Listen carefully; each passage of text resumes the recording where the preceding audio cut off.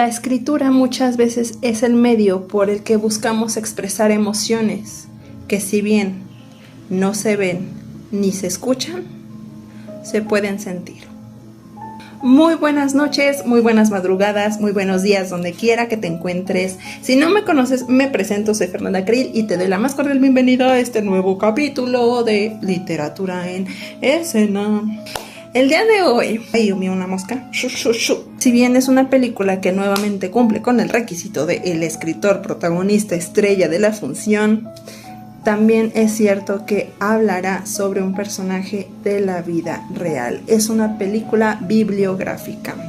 La verdad es que con la película de Hush me quedé con ganas, no les he de mentir, de hablar de este personaje, de esta mujerona, de esta mujer enorme, grande, de convicción, que, como bien lo dije en ese capítulo con nuestra escritora, que no tenía desarrollado, que más bien había perdido el sentido auditivo, pues dije, ¿por qué no hablar de esta mujer de la que me remonté, que recordé al hablar de Hush? Esta película tendrá por protagonista a nada más y nada menos que a Helen Keller. Si no la conoces, será un gusto para mí presentarte a este ejemplo de vida. Pero antes de contarte sobre esta película que retrata la vida de Helen, te suplico que te suscribas a mis redes sociales, que me sigas en Facebook como Fernanda Krill, en mi TikTok como Fernanda Krill en minúsculas y en mi Instagram como Fernanda-Krill en minúsculas igualmente. Sígueme, seguiré subiendo fotitos de mercancía, ya sabes, pásele, llévele lo que te guste. Ahora sí, comencemos. Esta historia, como bien lo dije, esta película se centra en Helen Keller. Esta película retrata justamente su vida, sus años de infancia y cómo llega un alma valiente, echada para adelante, que la va a ayudar a enfrentar sus limitantes para volverlas fortalezas. Me estaré centrando en la película del año 2000, Un milagro para Helen. No obstante, cabe mencionar que esta película de los 2000 no es la primera versión, ya ha tenido muchas más versiones. La más conocida para muchos es El milagro de Anna Sullivan del año 1962. Básicamente estas son las más similares entre sí y las que yo conozco. Ambas he tenido la fortuna de verlas y puedo decir que tienen muchísimas semejanzas. De hecho, evidentemente, Un milagro para Helen tomó por completo la historia tal cual de la película del año 1962. La historia, sin embargo, aquí sí voy a tomar un poco de referencia a la película del año del 62, es que ahí pues se nos describe cómo fue que Helen Keller pues tuvo un padecimiento, una enfermedad a los 19 meses de edad, que tras noches de fiebre, tras noches angustiantes para sus padres, pues ella se recupera. Sin embargo, cuando lo hace, sus papás se dan cuenta que ha perdido el sentido de la vista y del oído. En la película de 62, El milagro de Anna Sullivan, se nos muestra eso. Sin embargo, en la del 2000 se saltan por completo esa parte, lo cual pues considero que es un poco contradictorio, porque pues también, aunque pueda causar un poco de morbo, pues se nos muestra por qué Helen Keller pues queda ciega y sin el sentido del oído. Queda sin posibilidad de ver y sin escuchar.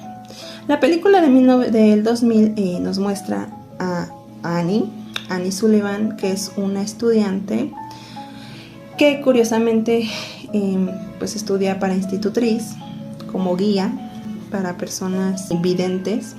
Es tanto su reconocimiento de esta escuela, de este instituto, de este lugar en el que Annie Sullivan pues trabaja, estudia y hace de todo, y en el que creció, que recurren hasta ella los padres de Helen. Y pues el diagnóstico, pese a los años, ha sido el mismo. Por más tratamientos que Helen tenga, que lleve a cabo, ella no va a volver a ver, no va a volver a escuchar.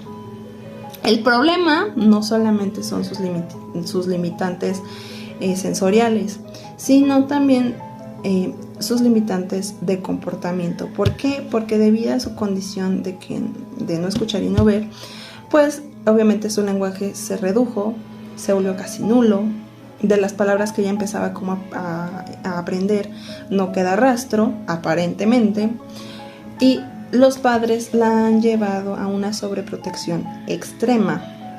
Helen Keller era hija de Kate y de Arthur. Arthur, de hecho, era el dueño de un periódico, por lo que tenía cierto prestigio, cierta reputación. Obviamente, ante la desesperación y la esperanza de que Helen pudiera, pues aunque sea de seguirse desarrollando, que pudiera ver, que pudiera escucharse, acuden al sitio en el que se encontraba Annie, recluida, por así decirlo, en el que estaba Annie Sullivan, laborando, haciendo pues un montón de cosas. Se ponen en contacto con estas personas para explicarles el caso de Helen y que pues necesitan ayuda, necesitan una institutriz capacitada que pueda apoyar a Helen no solamente en su educación, sino que también le ayude a sobresalir y a sobrellevar sus limitaciones. Annie pues al principio no está muy de acuerdo, dice, Annie era una mujer de carácter fuerte, ella tuvo una infancia difícil y eso se nos muestra. Sin embargo, eso la forjó a ser una mujer de carácter duro, de personalidad fuerte. Tras comentarle la situación de Helen, accede a ir con ella. Sin embargo, como bien lo dije, la sobreprotección hicieron de Helen una niña sumamente caprichosa. Sí, por un momento se te olvida, no te tientas el corazón y si te dan ganas, te da picor en la mano, la verdad. Sí, cabe mencionarlo, sí, da picor. Y más que la actuación de la nena es espectacular, cabe mencionar. Obviamente Annie va. Arthur, el papá de Helen, pues dice, háblame más sobre esta institutriz, sobre esta chica que nos va a apoyar. Y le dicen que también tiene problemas de visión, que de hecho ha pasado por varias operaciones, pero que su visión es muy deficiente, no es como debería ser, tiene sus limitaciones también. Sin embargo, sí ve. De hecho, no sé si tienen la oportunidad de ver a este personaje, de ver a Annie Sullivan como tal cuando era joven, sus característicos lentecitos oscuros. Era por eso, porque después de las operaciones la luz la lastimaba mucho, entonces ella tenía que usar lentes oscuras. Y es como que la característica más inolvidable, como la característica sobresaliente en torno al aspecto de Annie Sullivan. Total, Annie Sullivan se va, es recibida por James, que es el hermano mayor de Helen, bueno, su medio hermano, hijo del primer matrimonio de Arthur, y con quien hay una relación por ahí medio turbia, no solo con Helen, sino también con su papá, con Arthur. Y James la va a recibir. Annie llega a la granja de esta familia, porque ellos eran dueños de una granja, no estaban descalzos, y conoce a Helen. Obviamente ella tenía como que los conocimientos y se empieza a acercar a ella con base a esos conocimientos. De hecho, nos dejan claro que si bien el ser humano, cuando no puede escuchar, si bien el ser humano en cuestión no puede escuchar, sí puede sentir las ondas. Entonces por ahí empieza como que a trabajar con Helen indirectamente. Le empieza a enseñar palabras básicas, pero Helen no está muy de acuerdo en tener una institutriz, no. ¿Alguien que me ponga reglas? No, chiquita, aquí no. Helen se la descuenta, le hace maldades, le hace un montón de cosas, la deja encerrada a la pobre maestra. Ahí tienes a Arthur, al papá de Helen, subiendo por ella. No la quiere, es una niña malcriada, esa es la realidad. Sin embargo, aparte pues no tenían límites, los papás jamás le pusieron límites. Total, pasa el tiempo y justamente se da cuenta Annie que el problema con Helen es eso, que no tiene límites, es una niña caprichosa, berrinchuda, y aparte manipuladora, es muy inteligente, pero es una manipuladora. Empieza a darse cuenta cómo es el trato entre Helen y los papás. De hecho, aquí viene la emblemática escena. Si no la han visto, sí recomiendo que vean la película. Tal vez estoy omitiendo muchos detalles, tal vez no estoy siendo muy específica como en otras películas, pero es de manera intencional. ¿Por qué? Porque sí o sí recomiendo ver esta película. Es una joyita. Tanto la versión del 62 como del 2000 son emblemáticas y sí recomiendo que las vean para conocer más a esta mujer. Total, aquí viene la emblemática escena del comedor, donde Helen pues no quiere comer con cubiertos porque toda la vida ha comido con las manos y está acostumbrada a tomar la comida de los demás con las, o sea, así a su yo quiero, se me antojó, te fletas. Annie pues se da cuenta que eso está mal, que no le dicen nada, y es ahí donde entra el de los primeros y más fuertes choques, porque Annie le dice: a ver, mi reina, tú no vas a comer de mi plato, aquí tú no, con mi plato tú no vas a mandar, lo respetas, chiquita, y hazle como quieras. A Helen no le parece eso, se emberrincha, hace un desastre, la mamá le dice que tenga paciencia, que ella está acostumbrada a hacer eso, y Annie le dice: no, pues aquí no aplica, mi ciela. Obviamente ahí se inicia la lucha. Pese a las negativas del padre, las dejan solas a Helen y a Annie. Annie le intenta educar, le intenta poner disciplina. Helen dice que no, se escupen, se golpean, se tiran, se jalan de las greñas. Bueno, pelea campal. Pasan las horas y finalmente Helen se domina y hasta dobla su servilletita, lo cual era un gran avance. Tomemos en consideración cómo era la personalidad y el entorno de la peque. Y hasta dobla su servilletita. La mamá de Helen está complaciente, está feliz por ese hecho, pero pues Annie dice: no, yo voy por más. O sea, yo no vine aquí a enseñarle a una niña así, con esas características, a doblarle la servilleta. No, yo vine por más. Annie pues obviamente se daba cuenta que nuevamente es la sobreprotección de los papás los que no la dejaban avanzar. Y tras hablar con ellos, contarles un poco sobre su dura infancia, pues les hace la sugerencia, más bien les hace la petición de que necesita irse de ahí con Helen a una casita que tenían, que era propiedad de la granja de Arthur, pero que estaba apartada. Les hace la petición de que la dejen con Helen, cosa que en estos tiempos ya no se puede, a los que ya no se puede acceder. Le piden a Arthur que la deje llevársela por unos días para enseñarle el lenguaje de señas, para, pues sí, enseñarle disciplina. Al principio como que no aceptan, sin embargo, tras muchas insistencias, finalmente accede. El papá de Helen le dice: está bien, como que a regañadientes, y pues triunfa Annie. Le llevan a Helen, le piden que no la visite, que simplemente le lleven su ropa, sus cosas básicas, y ahí inicia todo un peregrinar, porque Helen sigue de rebelde, no le tiene miedo. ¿Por qué? Porque le está enseñando disciplina. Ya sabemos que cuando nos enseñan disciplina de niños, eres el malo.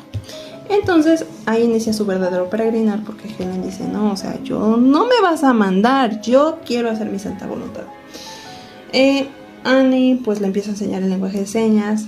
De hecho recuerdo que se me quedaron algunas palabras en inglés, y empieza a enseñarle algunas palabras, algunas letras y demás, pero Helen no entiende esa parte, no asocia. Y es que lo que Annie buscaba era que justamente Helen entendiera que si, por ejemplo, ella tocaba un objeto y Annie le deletreaba la palabra, es porque era el nombre del objeto. Y sin embargo Helen no tenía todavía esa conciencia, no tenía como que desarrollado el tema de la asociación, que realmente es a los niños conforme ellos van razonando y creciendo, la asociación, inclusive de forjar hábitos y de todo. Un niño asocia, y eso es lo que quería Annie, que Helen empezara a asociar. ¿Para qué? Para que ella, al aprender palabras y supiera que cada cosa tiene nombre, ella pudiera comunicarse.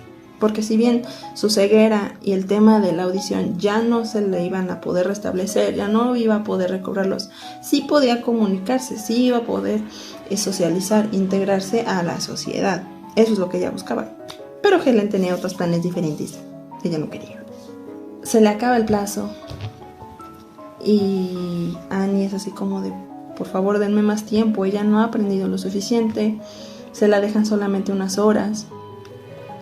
En ese lapso se nos muestra un poco del pasado de Annie, y es que ella tenía un hermano, el cual muere. El hermano también tenía sus cuestiones, sin embargo los internan a una especie de asilo, ahí la pasan muy mal, su hermano menor muere. Y pues bueno, ella de hecho en la película del 2000 omiten también eso, en la del 62 sí es más cruda. Ahí sí dice lo que vivió en el asilo y con qué tipo de personas se pues convivía. Annie se siente frustrada porque siente que no puede con Helen, o sea, más de los limitantes que ella tenía, se da cuenta que la verdadera lucha era con los papás. ¿Por qué? Porque los papás, volvemos a lo mismo, querían que nadie tocara a su princesa, que ella no volviera a sufrir. Hasta cierto punto siento que por ahí, no soy psicóloga, pero había temas de culpabilidad de parte de los papás.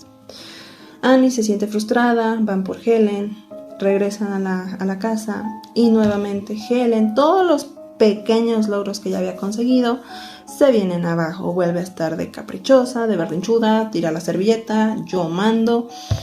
Era lista la niña, ¿eh? Annie dice que esto no puede ser, o sea, esto iba a pasar, les dije que me dieran más tiempo, que no regresara, porque todo el avance se iba a perder. Helen había tenido cambios positivos en su comportamiento y hasta eso se perdió cuando regresa a la casa de los papás. Annie pues nuevamente vuelve a confrontarse con los papás. De hecho, ella había hablado con Arthur, con el papá de Helen, y le dijo, o sea, no me limite, o sea, deme chance de ayudar a su hija, no me quiten autoridad porque ella me necesita. Y sí la necesitaba, o sea, sin Annie, Helen estaba en la olla, o sea, estaba perdida. Es aquí cuando el hijo mayor, James, que siempre había estado en contra de alguna manera de Helen por cuestión de celos y sí de favoritismo, por ser hija de la esposa actual, que finalmente cae en cuenta después de vivir en guerra con su hermana y de la propia Annie, porque aparte lo pintan como que era un caballero sarcástico e irónico, y él se encarga de hacer razonar a su papá, de decirle, a ver, pa, o sea, es que si quieres mucho a Helen, todo gira en torno a Helen, pero estamos haciendo un daño enorme, o sea, cuando crezca casi va a estar perdida. Eso como que lo hace entrar en razón y le permite a Annie salir con Helen del comedor. Es ahí donde plasman ese milagro en las dos películas. En la del 2000, obviamente un poquito más suavecito, no es tan brusco. Helen en sus arranques tira una jarra con agua y Annie le dice, vas a llenar esa jarra de agua, la vas a volver a llenar. Toma otra jarrita de agua, vacía obviamente. Ah, no, miento, porque estaban comiendo. Y Helen en sus arranques le arroja la jarra de agua a Annie. Annie pues enojadísima, diciendo, no, otra vez, here we go again, aquí vamos otra vez, déjà vu. Déjà vu sobre las peleas que tenemos esta niña y yo. Me la voy a descontar. Le dice, ¿sabes qué, mamacita? Vas a llenar esa jarra de agua. O sea, toda empapada, toda histérica, pero mantiene la calma. Y le dice a Helen, casi. Así como de, me la voy a llevar a que llene esta jarra de agua. Es ahí cuando Arthur, pues, pese a la negativa, pues accede a que se la lleve por intervención de James, de su hijo mayor. Se la lleva y es ahí donde empieza a suceder el milagro. Tanto de Helen como de Annie Sullivan. Pone la jarra debajo de la bomba y hace que Helen empiece a bombear para que saliera el agua. Cabe mencionar que bueno, Helen al principio no quiere, además empieza como que por ahí una lucha de poder, pero Helen llega un momento en que toca la agüita con sus manos y ahí sucede el milagro porque Helen comienza a hablar. Muchas personas han dicho que Helen tenía triple limitante, o sea que no veía, no escuchaba y no hablaba. Sin embargo, a consideración de las circunstancias, más bien Helen tenía dos limitantes, y es que efectivamente no veía y no podía escuchar. Sin embargo, si hablaba, lo que sucede es que al pasarle lo que le pasó, obviamente su lenguaje no avanzó se quedó en lo mínimo, no hubo un avance en su lenguaje. Entonces obviamente pues al no ver y al no escuchar, al perder estos sentidos a una edad tan temprana en el que el niño empieza como que a desarrollar esa parte del lenguaje y de asociación, pues ella se queda en la oscuridad. Ella no habla porque pues no había en su memoria palabra alguna.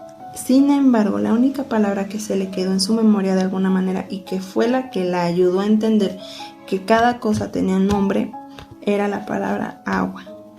¿Por qué? Porque antes de perder el sentido, antes de enfermarse, Helen ya decía agua. Fue la primera palabra que ella aprendió a decir. Entonces ese recuerdo fue el que la ayudó a socializar, a avanzar, a entender lo que Annie quería enseñarle. Ese es el milagro. Helen empieza a entender que lo que Annie le enseñaba eran palabras, que cada cosa tenía su nombre, y es ahí cuando Helen comienza a aprender a comunicarse con el lenguaje de señas. De hecho, por ahí en YouTube hay un video en el que ella está dando un discurso. Cabe mencionar que además de escritora, Helen fue oradora, y hay un video donde ella se ve dando un discurso maravilloso. Lo bonito de todo esto es que al final se nos da una descripción en que nos dicen que Annie fue compañera de Helen hasta que ella murió. Entonces básicamente toda su vida estuvieron compaginadas y pues ella nunca dejó de enseñarle. Ay, la perseverancia. Que he de decir que si bien yo admiro muchísimo a Helen Keller, es de mis personajes favoritos, he de decir que todavía el que supera a Helen Keller es justamente Annie Sullivan. Un ejemplo enorme de perseverancia. O sea, si una maestra me está viendo aquí, de maestra a maestra te digo que si tú eres de las que se desesperan con los niños, los maltratan o no les tienen paciencia, tu maestra que has tratado con niños hiperactivos, con niños con alguna limitante, te recomiendo que veas esta película. Y conocerás de perseverancia y paciencia, cariña o cariño, porque también hay maestros, no vamos a discriminar a nadie. Ay, esta película es hermosa. O sea, porque aparte sí es de la vida real, es bibliográfica, pero es hermosa. O sea, ni siquiera puedo darle calificación de tan perfecta que es. Bueno, al menos a mí me gusta mucho. Es genial. Y las dos versiones valen por igual. No hay ninguna que supere a la otra. La de 1962 es más cruda, pero ¡shushu, la mosca! Pero la del 2000 también vale muchísimo la pena. Investigan más sobre Helen Keller. Les recomiendo que no solamente vean las películas, también investiguen más sobre su vida. Yo, de hecho, gracias a esta película y gracias a ellas, tanto Annie como Helen, me despertaron esas ganas de querer aprender lenguaje de señas. Y ahí voy. Ahí voy. Sobrellevándola. Y bueno, el resumen un poco corto, un poquito fugaz, pero aquí se los tengo respectivamente a esta semana. Véanla y me gustaría saber qué piensan, así que si tienen tiempo y deseos de compartir su experiencia viendo esta película, háganlo. Yo por el momento los dejo con esta recomendación de la semana, con este análisis tan cortito, conciso, porque sí, omití muchas cosas para que no sean flojos y vean la película, hagan de algo de provecho. Esa película vale muchísimo la pena, sean cultos, cultívense. Y sobre todo, si eres maestro o maestra, te recomiendo que la veas. Y pues nada, yo te dejo, yo te mando un abrazo, fuertes deseos. Bye, nos vemos en la próxima.